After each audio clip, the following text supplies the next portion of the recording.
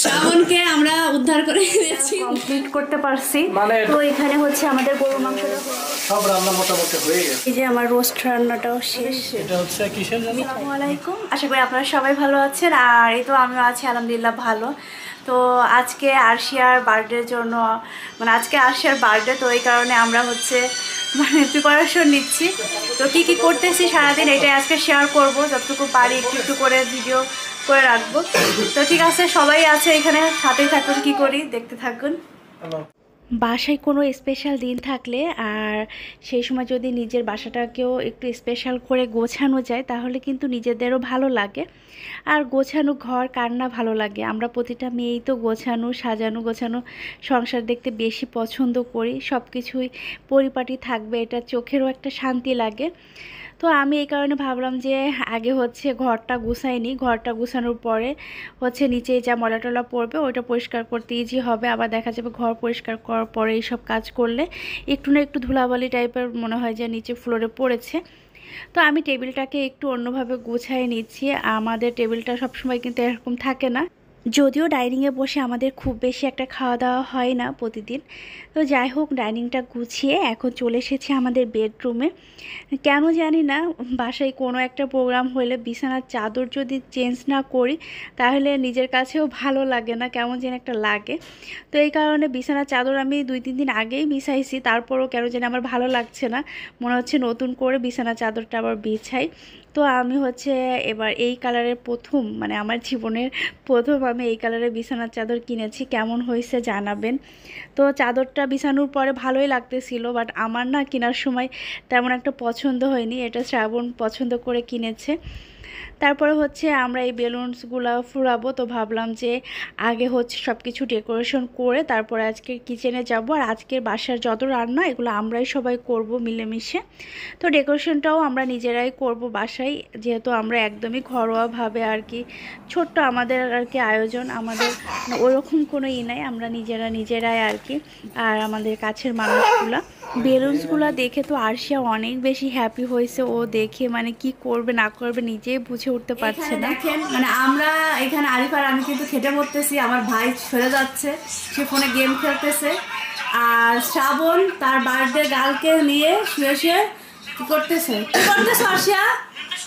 ওরা হচ্ছে মুভি দেখতেছে। এটা কোনো কথা? তুফান মুভি।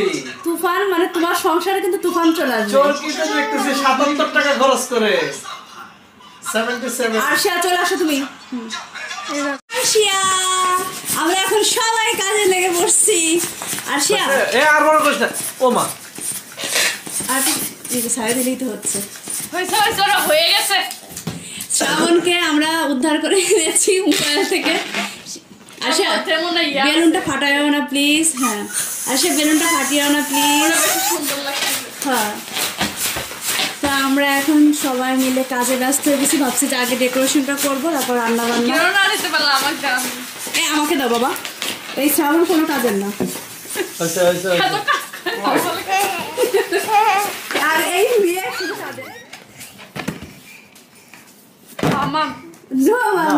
মাম্মি বলে happy birthday to you.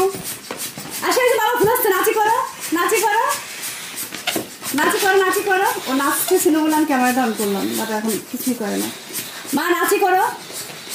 Arshia ওরকম না,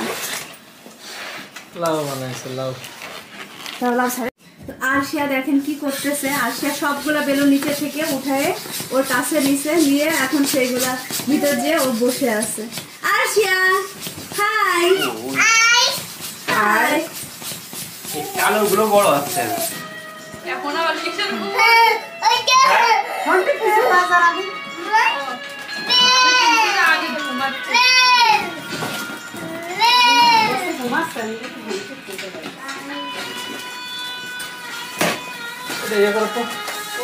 তো এইখানে এই যে আমাদের বেলুনগুলো, এগুলো আমি ওরা সবাই ফুলাইছে, সালিম আরিফা আর হচ্ছে শ্রাবণ, ওরা অনেক কষ্ট করছে। আর আমি হচ্ছে এটা করছি, আরিফা বেলুন আগাই দিছে।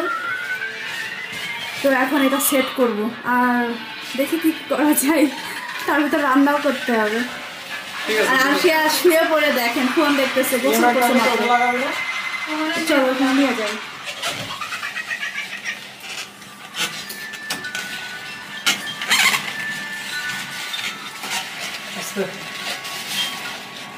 বেবি কেয়ার ফাটছে 4টা মনে হয়, 4টার মতো ফাটছে।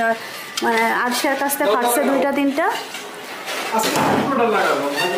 অবশেষে আমাদের এটা কমপ্লিট করতে পারছি। মানে এটা আসলে দুর্ভাগ্য, অনেকগুলো ফেটে গেছে। দেখেন আমাদের নিচের অবস্থা মানে একদম খারাপ অবস্থা, মানে 20টার উপরে ফেটে গেছে। হ্যাঁ, তো এখন ফাইনাল লুক এরকম আমাদের যেরকম হওয়ার কথা ছিল সেরকম হয়নি। যাক, সমস্যা নাই, এটা ওরকম কোনো কিছু না, এটা স্বাভাবিক একটা বিষয়, অস্বাভাবিকভাবে নেওয়ার কোনো সুযোগ নাই। তো ফাইনালি লুকটা এরকম আসছে। আসলে এত গরম, মানে যেটা বলার বাহিরে। আর এখানে এখন আসলে এভাবে বোঝা যাবে না, যেহেতু পেছনে জানালা, এটা হয়তো রাতের বেলা মোটামুটি ঠিক মতো বোঝা যাওয়ার সম্ভাবনা বেশি, এই আর কি। তো কি বলবো, কিছু বলার নাই, অনেক বেলুন ফেটে গেছে, এগুলো লাগাইতে গিয়ে খুবই ঝামেলা, প্রচণ্ড গরম, আবার ফ্যানও দেওয়া যাবে না, সব মিলে খুব অস্থির একটা পরিবেশ। তো এই আর কি। তো ঠিক আছে, সাথে থাকুন। এখন হচ্ছে আমরা কিচেনে আসলাম, আর আরিফা যে থালাবাটি ধুচ্ছে, তো সব কিছু বের করে নিছি। আর আজকে খুবই মন খারাপ, কারণ আমাদের বাসায় যে হেল্পিং হ্যান্ড আপা, উনি আজকে আসেনি। তো আমি এখানে যে ডিম সিদ্ধ দিছি, মানে উনি আসবে না সেটা আমাদের বলে উনি, মানে এটা মানুষকে যে কতটা করা, মানে আসবে না, আসতে পারে, সে শপিংয়ে গেছে, যাইতেই পারে, বাট আমাদের বললে তো আমরা সেভাবে প্রিপারেশন নিতে পারি। তো আমাদের হচ্ছে কিছু থালাবাটি ছিল, ঘরটার আর কি একটু নোংরা আছে, তো এগুলো ক্লিন করতে হবে। তো এই যে এখানে হচ্ছে রোস্টের মশলা মাখায় আমি আগের দিন রেখে দিয়েছিলাম, তো এটা এখন ভেজে নিব। আর এই সাইডে হচ্ছে এই যে গরু মাংসটা এখানে মাখায় রাখছি মশলা টশলা দিয়ে, তো এটাও বসাই দিব। তো এখন যেহেতু বসাতে হবে, তো এই সাইডে হচ্ছে আমি আগে ডিমটা সিদ্ধ দিয়ে দিলাম, আর এই পাশে হচ্ছে চুলায় আমি হচ্ছে পেঁয়াজ পেস্তা করতে দিয়েছি।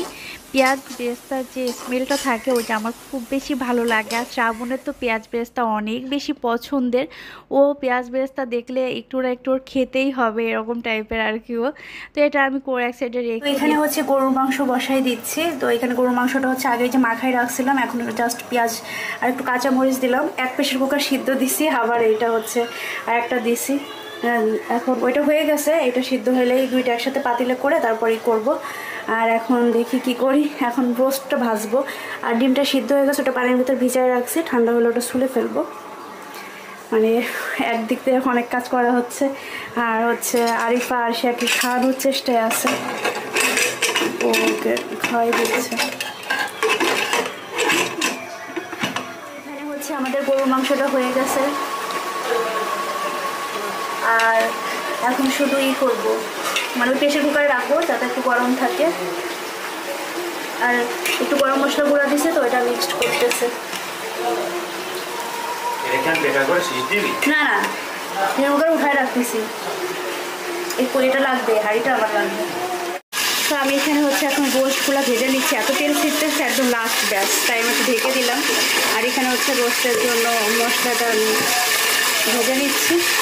আর এখানে রোস্টের মশলা অলরেডি রেডি করে রাখছি, তো ওটা হচ্ছে পেঁয়াজ দিছি, তো পেঁয়াজটা একটু ভাজা হলে এই মশলাটা আর কি দিয়ে দিব।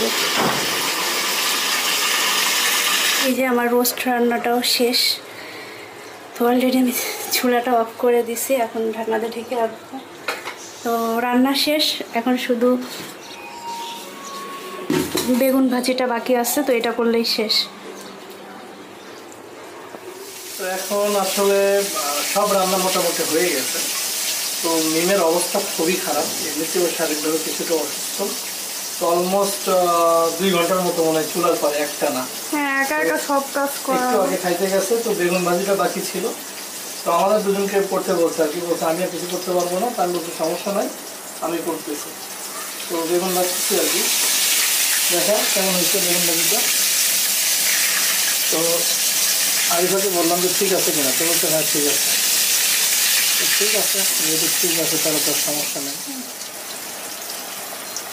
আর এখানে আপনারা দেখতে পাচ্ছেন রোস্ট কিন্তু মোটামুটি পুরোই কমপ্লিট।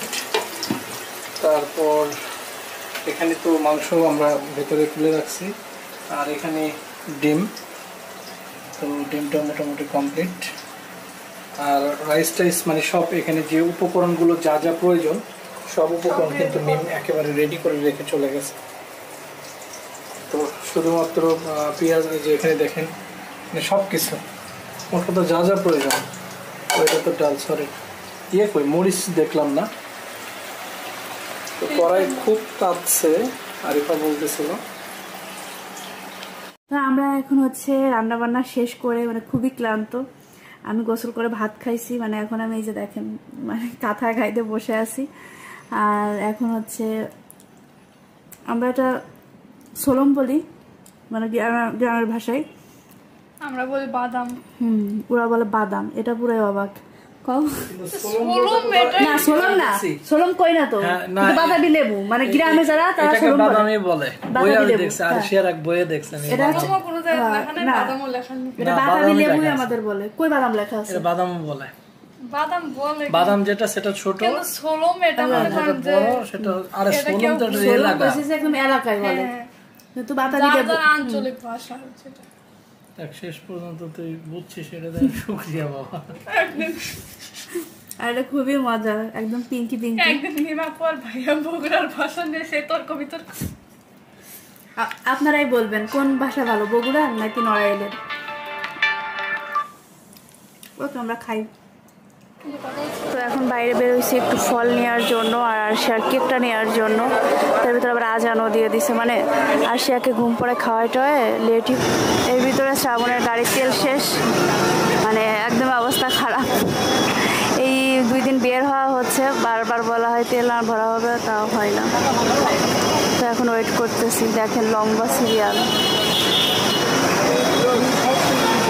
বাইকে তেল ভরার পরে এখন চলে এসেছিলাম আমরা কেকের জন্য। তো মূলত আমাদের এখন মানে বের হওয়ার কারণটাই ছিল যে আমরা কেক নিব। তো এখানে কেক দেখতেছিলাম যে কোনটা মানে ভালো হবে আমাদের জন্য। তো এই কারণে আমরা এসে ডিসিশন নিতে পারতেছিলাম না যে কোনটা নিব। আমার একটা পছন্দ হয় বা শ্রাবণের অন্য একটা পছন্দ হয়। তো এই করে আমরা এখন চুজ করতেছি কোনটা নেওয়া যায়। আর আমি ভাবলাম ছোটো ছোটো কাপ কেক বা ডোনাট এসব কিছু একটা নিব। তো এইগুলো আমি আর কি চুজ করতেছিলাম, বাট এখানে আমার তেমন কিছু ভালো লাগতেছিল না। তো পরে বললাম যে আমরা দেখি টেস্টি ট্রিট থেকে কিছু একটা নিয়ে যাব।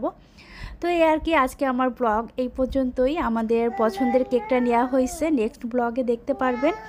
সবাই ভালো থাকবেন। আমার ছোট্ট আরশিয়া মনির জন্য আপনারা সবাই দোয়া করবেন, আর আপনাদের সবার জন্য সব সময় অনেক অনেক দোয়া এবং ভালোবাসা। সবাই ভালো থাকবেন। আল্লাহ হাফেজ।